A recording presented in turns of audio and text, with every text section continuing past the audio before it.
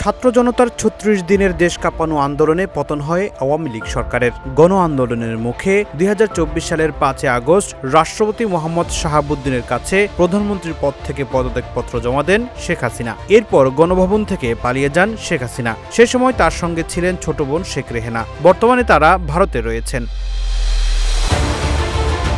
শেখ হাসিনা পালিয়ে গেলেও সে সময় ভয়াবহ বেকায়দায় পড়েছেন আওয়ামী লীগের এমপি মন্ত্রীরা। অনেকে সুযোগ বুঝে দেশ ছাড়তে পারলেও আটকে পড়েন অনেক এমপি মন্ত্রী। এছাড়া এখনও প্রাণ ভয়ে পালিয়ে বেড়াচ্ছেন অসংখ্য নেতাকর্মী। অভ্যুত্থানের পর তাদের অনেকে আবার সে সময় বিভিন্ন দূতাবাসে আশ্রয় নিয়েছিলেন।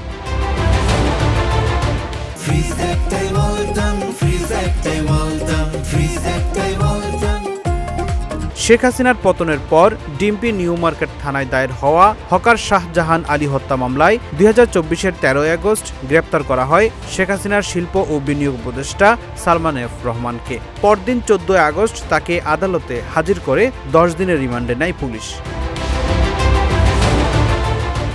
সেই সময়কার ডিএমপি সূত্র বলছে, সালমান এফ রহমান শুধু পুলিশ কেসের মধ্যে সীমাবদ্ধ নয়, শেয়ার বাজার সহ অনেক অর্থনৈতিক কেলেঙ্কারিতে জড়িত তিনি। তাই তাকে জিজ্ঞাসাবাদের ক্ষেত্রে হত্যা মামলার পাশাপাশি অর্থনৈতিক বিষয়, বিগত সরকারের অপকর্ম ও দুর্নীতি সহ নানা বিষয়ে জিজ্ঞাসাবাদ করা হয়েছিল। তিনি অজানা অনেক চাঞ্চল্যকর তথ্য দিয়েছিলেন।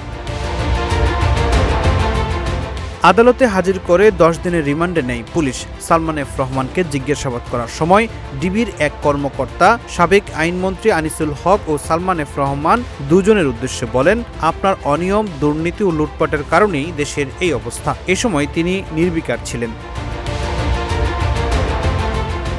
গোয়েন্দা পুলিশের একটি সূত্র সে সময় জানিয়েছিল, সালমান এফ রহমান তখন মানসিক ট্রমার মধ্যে রয়েছেন। সরকার পতনের বিষয়টি বিশ্বাস হচ্ছে না সালমান এফ রহমানের। তিনি বিশ্বাসই করতে চাচ্ছেন না যে এত তাড়াতাড়ি আওয়ামী লীগ সরকারের পতন হবে।